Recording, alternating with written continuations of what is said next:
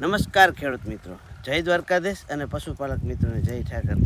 મિત્રો, પશુપાલન અને ખેતી બે સાથે હોય ને એટલે સોનામાં સુગંધ મળી ગયું. એનું કારણ છે કે ખેતી અને પશુપાલન એક એવો વ્યવસાય છે કે ખેતીની હારે પશુપાલન એવું હરખું હાલે કે ખેતીને જરૂર હોય ખાતરની, તો એને છાણિયું ખાતર, દેશી ખાતર મળી રહે, અને પશુને જરૂર હોય ઘાસચારાની, તો ખેતીમાંથી આપણે ઘાસચારો મળી રહે. આ બેનું એવું કોમ્બિનેશન થાય કે માનો ને કે હુનું હોય, હુનામાં કદાચ સુગંધ આવતી હોય આપણે ચંદન જેવી, તો કેટલી મજા આવે. તો આપણે ખબર કે ખેતીની અંદર ઘણા ખરા એવા જટિલ નિંદામણ હોય અને વગર ઉપયોગના હોય, અને ક્યાંયથી વિદેશથી પણ આવી જતા હોય. તો મિત્રો, એક એવું નિંદામણ છે, આપણે એને ગાજર ઘાસ કરી અને આજ દી સુધી ઓળખી નથી શીખ્યા કે આ શું છે. પણ એ ખરેખર ખેતીને આપણે એટલું પણ નુકસાન પહોંચાડે છે. આપણો જે પાક છે ને, એ પાકને એક છોડવું છે ને 10 છોડવાને નાબૂદ કરી નાખે. કોંગ્રેસ ઘાસ એટલે કે ગાજર, કેરેટ ઘાસ આને કહેવામાં આવે છે. તમે મારા હાથમાં જોઉં છો, આ બાજુ આંબો છે એટલે બહુ નથી દેખાતું.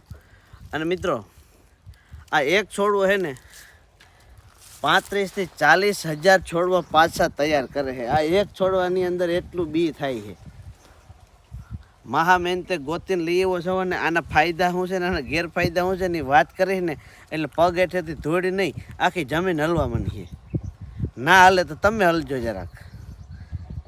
આ ઘાસ છે, આ ઘાસ જ્યાં ઉગતો હોય ત્યાં આજુબાજુના કોઈ પણ છોડવા છે, પાક તમે વાવ્યો હોય કે કોઈ બીજું નિંદામણ છે, આની આજુબાજુમાં બીજું નિંદામણે જવામાં ડરીએ.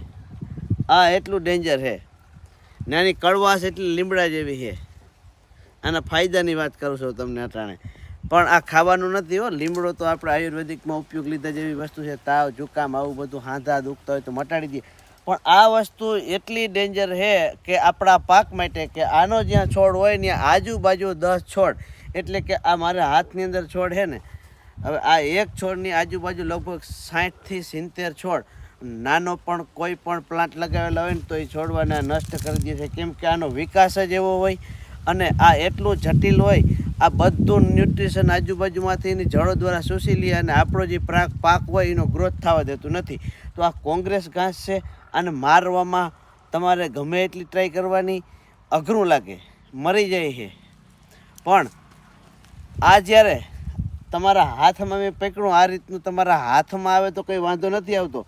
પણ ક્યારેય પણ તમારી ચામડીને સ્પર્શ થાય ને ત્યારે આમાંથી છે ને એલર્જી તમને લાગી જાય. કાં તો તમને શરીરમાં ફોડલા ઉપડે, કાં તો તમને શરીરમાં ખંજવાળ આવે, ખુજલી આવે, આવું રિએક્શન થાય છે. આ છોડના એટલો ડેન્જર છે.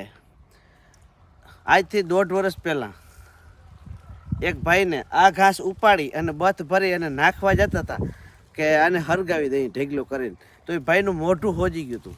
એ ભાઈ અમારે ટૂંકમાં હાવ નજીકમાં નહીં પણ મારા ફુવા જ છે. એની વાત કરી કે કદનું હોજી ગયું હતી.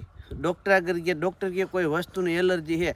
ત્યાર પછી આવું મગજમાં આવ્યું કે ભાઈ આ વસ્તુ છે. ત્યાર પછી અમારા હેઠાની અંદર આ ઉગેલું હતું અને મેં જ ઉપાડતો હતો. બાજુમાં જાહેર હતી, મને એમ કે ખુલ્લા હાથ છે તો ઓલા જાહેરના પાંદડા આવી જાય એટલે ખુજલી આવતી હશે. બીજે દિવસે મેં લાંબીબાઈનું ટી-શર્ટ પહેરી અને ટ્રાય કરી કે ભાઈ આ જો એલર્જી આની હોય, સ્કિન એલર્જી થતી હોય તો આપણે આખી બાઈનું પહેરીને ટ્રાય કરી. પણ આની આજુબાજુ હાલવાથી પગમાં પણ ખંજવાળ આવે અને આપણા શરીરની કોઈ પણ જગ્યાએ ત્વચાના સંપર્કમાં આવે એટલે ખંજવાળ, ખુજલી આવે. અને ત્યાર પછી તમારું પશુ કદાચ આને ખાઈ જાય ને તો પશુના શરીરની અંદર આવા હાબુ જેવા ગાંગડા ઉપડવા માંડે, લાડવા જેવા. આની એટલી એલર્જી છે.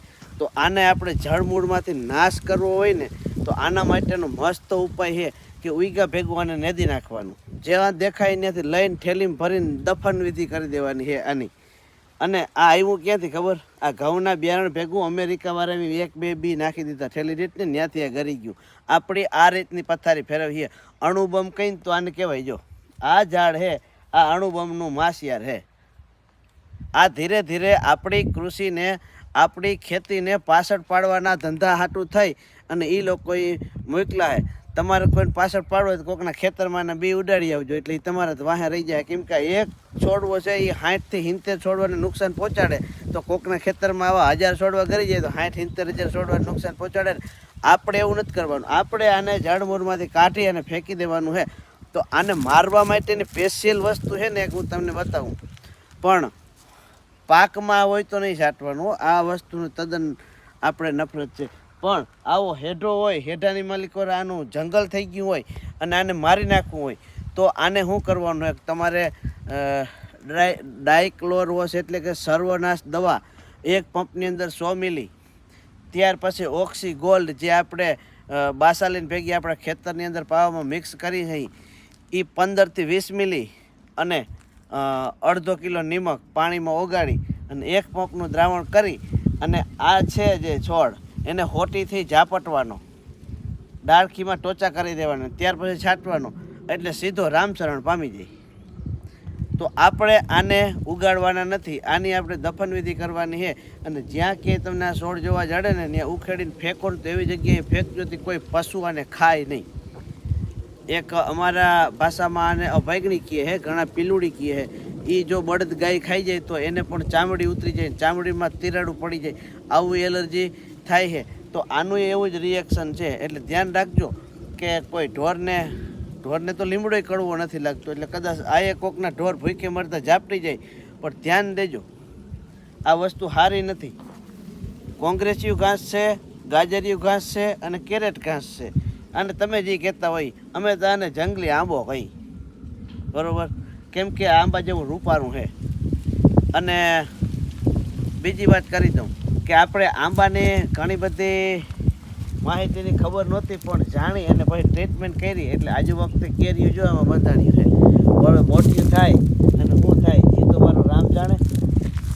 બાકી તો જો આ જરાક આંબાને અહીંયા ઘઉં વાવેલા, ઓલા ભાઈ ઘઉં ઓલું બધું ઝાયરકું ને એમાં લાગી ગયું છે ઝાર, એટલે પાંદડા થોડાક ઓલા થઈ ગયા. તો આવજો, આ વિડીયો કેવો લાગ્યો બધાને લાઈક કરજો, શેર કરજો, કોમેન્ટ કરજો. શેર તો જરૂરથી કરજો, તે ખેડૂત મિત્રોનો ખેતર બચી શકે.